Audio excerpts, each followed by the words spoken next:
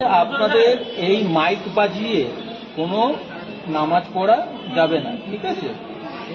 সেটা মাইক বাজিয়ে বোঝা গেল যে আপনার যে মাইক বাজিয়ে কোনো, এটা শুধু নামাজের কথা বলছি না, যে কোনো ধরনের ধর্মীয় অনুষ্ঠান, এটা এখন যেহেতু সামনে ঈদ উল ফিতর আছে সেটা, আর অন্য এমন নয় যে অন্য ধর্মের ক্ষেত্রে সেগুলো আমাদের সব ক্ষেত্রেই যে কোনো রিলিজিয়াস, এখানে রিলিজিয়াস প্রোগ্রাম রাস্তায় নামাজ পড়া যাবে না।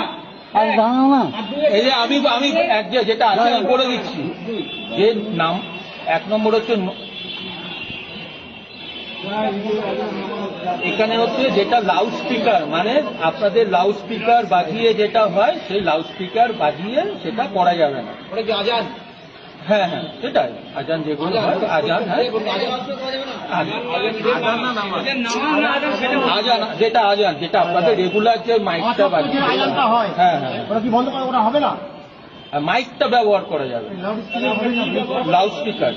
মাইকে আগুন দেওয়া যাবে না। শেষ করতে দিন, তারপরে কথা বলবি।